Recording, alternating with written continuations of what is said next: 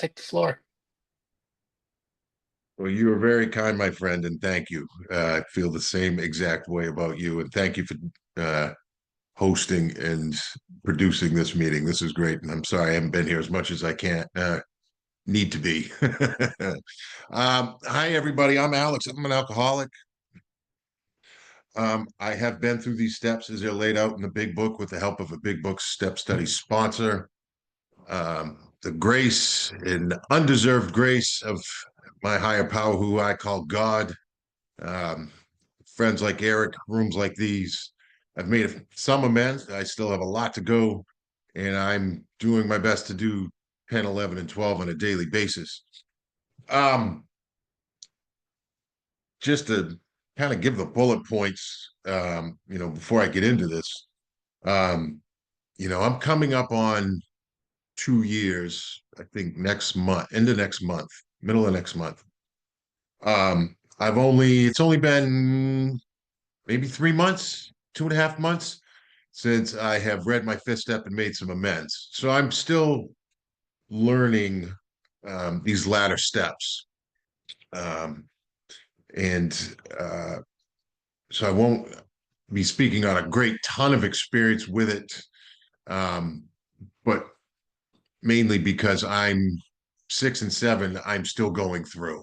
Um, I spoke on this a couple weeks ago. I shared on this a couple weeks ago.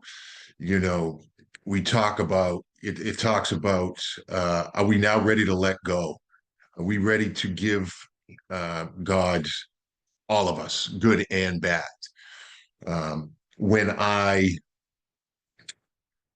when I did this, I was very, very, very sincere in doing so.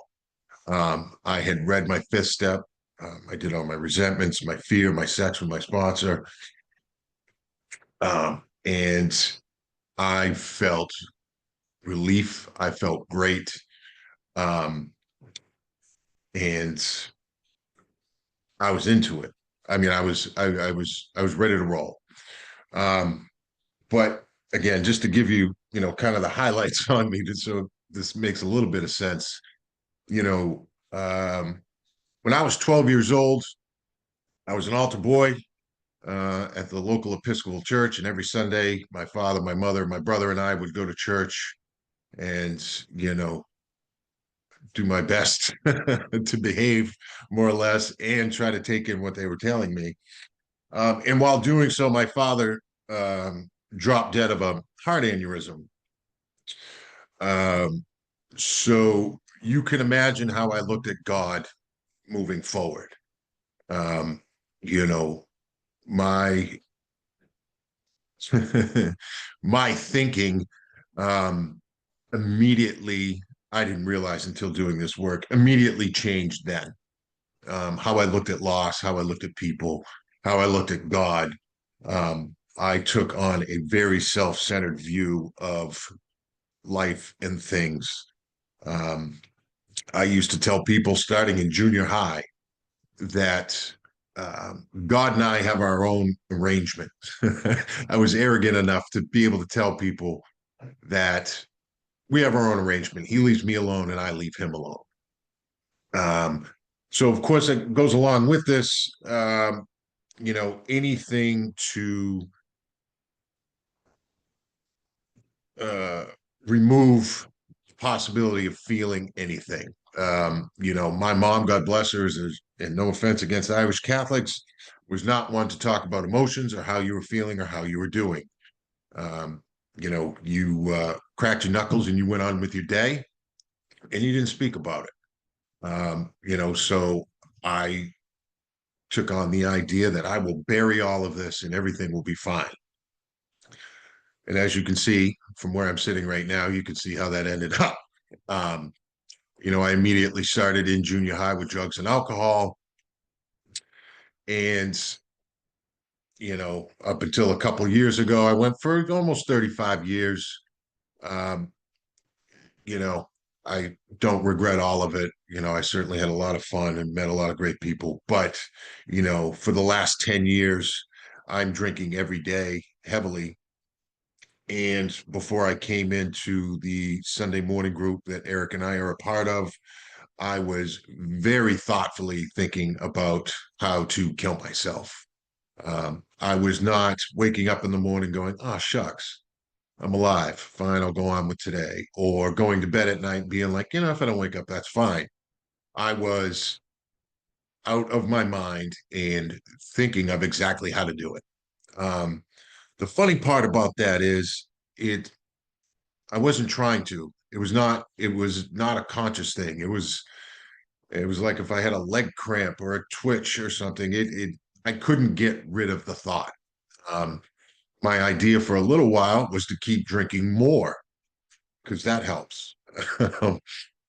And all of this brought me here.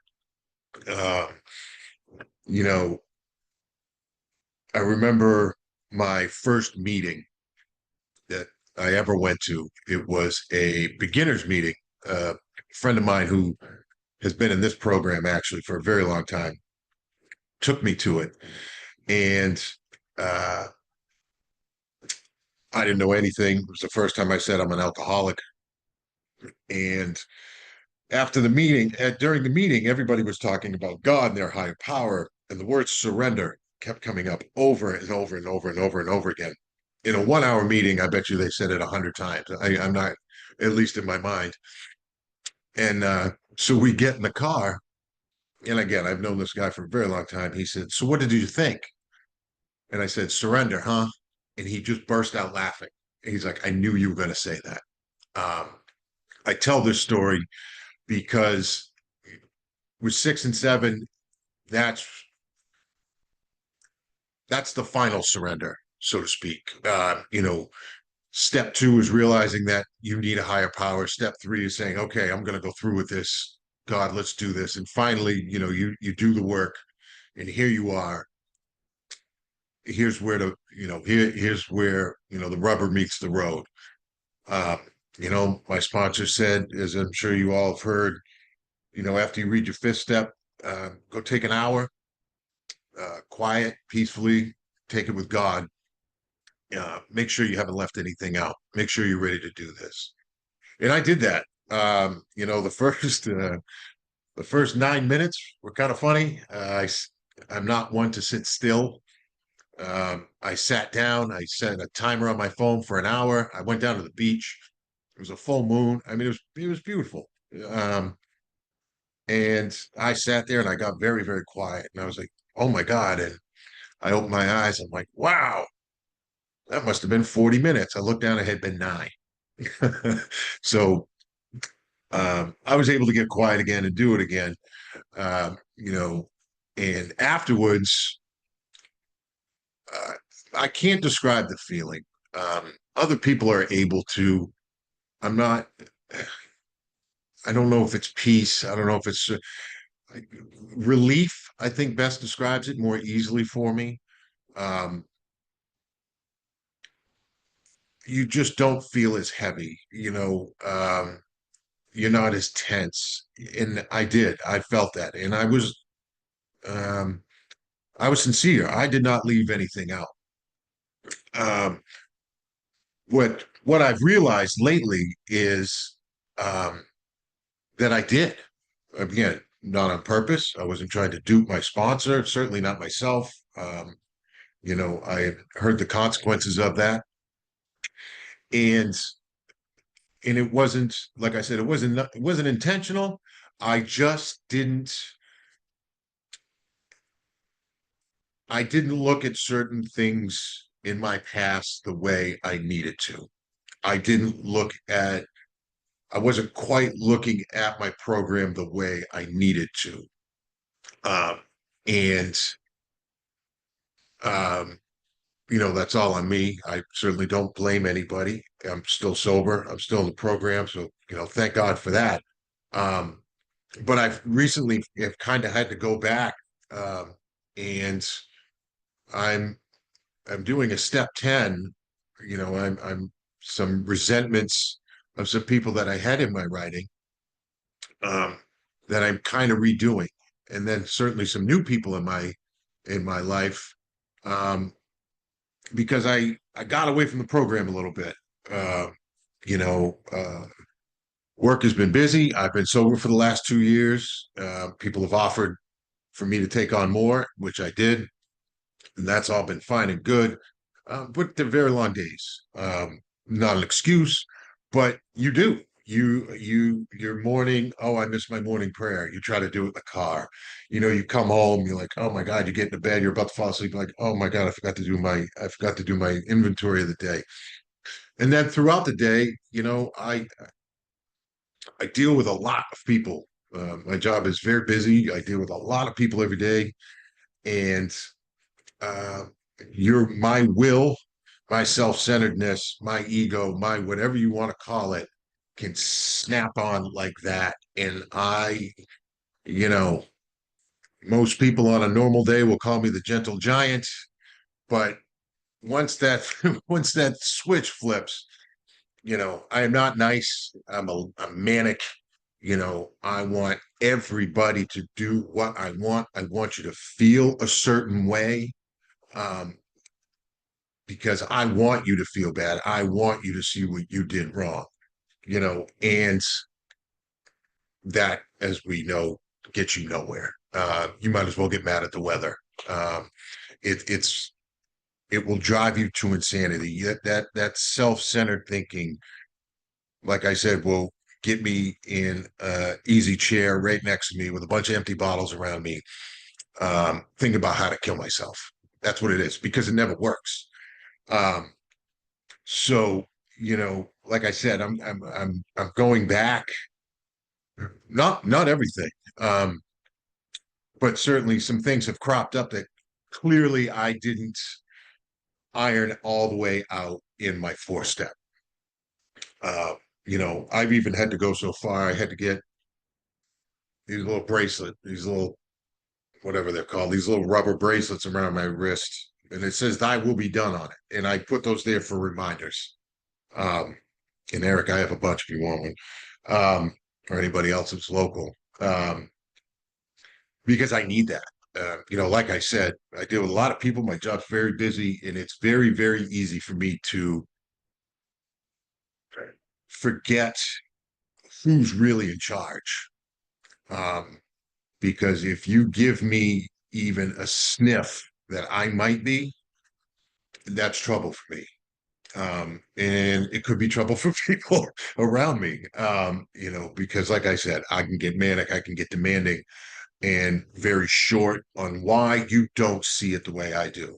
And, you know, that is a recipe to get a bottle of Tito's and God knows whatever else. Um, so again, you know, am I ready to now let God remove all the things um, uh, which we have admitted are objectionable? You can certainly have those. Heck yeah, absolutely. Can he take them all, every single one? The good and the bad?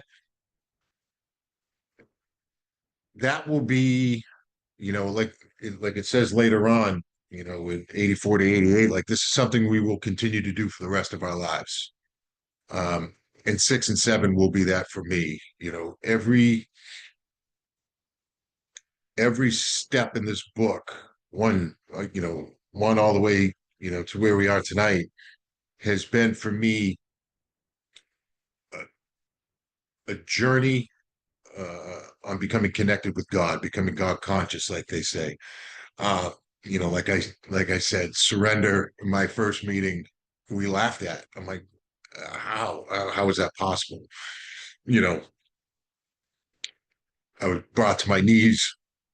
Step 2 was easy for me, um, only because I knew I needed something, someone, whatever it was. You could have told me I had to eat this book instead of read it, and I would have eaten this book. I mean, that's where I was. Um, Step 3, sure, let's go. And I kind of chuckled at him at first when they told me, when my sponsor, well, I mean, I kind of had an idea on how this worked. My sponsor laid it out, and I'm like, sure. I chose the sponsor I have because he is incredibly spiritual. Eric knows me. He goes to our meeting, and I chose him because he is so polar opposite of me. There's a million guys in our meetings that I'm exactly like. guys I hung out with, guys I ran with once upon a time. So I had to go the complete opposite direction. And God bless them, because every step there has been, that gut punch moment where it was like, oh my God, this is working. That's what this is. My connectedness just keeps expanding. And, you know, this step in particular, um, if you haven't gone through it, if you're creeping up on this, this is more important, certainly, than I ever gave it credit for. We look at it like two paragraphs, 6 and 7, sit for an hour, done. Because my 4-step took almost a year and a half, about a year and a half. And now you tell me I can do 2 more steps in an hour, piece of cake. Um, and uh, they are just as big. These 2 steps are just as big as anything else in this book. Um, I will continue to work every single day on giving all I can, all of myself. I certainly, I mean, I can honestly say that it's not all the way 100% there. Um, I don't know what percentage it is. It's not overwhelmingly large. I can say that, but I do work at it. I do snap these things on my wrist. I don't know how many times a day, like, wake up, dummy, and this ain't your show. Um, and hopefully, you know, I'll keep chasing this. I'll keep chasing that idea that, God, you can have all this, and hopefully I can be who you need me to be, because what I thought I needed to be was not fun. um, so you know, that's really my experience with this step. Like, like I said, it's something I'm still working on. And I only till recently realized that, 6 and 7 is going to go with me, like 9, like 10, 11, and 12 are going to, I'm going to do my best to live it every day. 6 and 7, I'm going to do my best to live it every day, and try to give all that I can, or turn over as much as I can. Um, Again, thank you all for listening. Eric, thank you for this. Thank you for putting on this meeting and everything. And look forward to hearing you all. Thank you.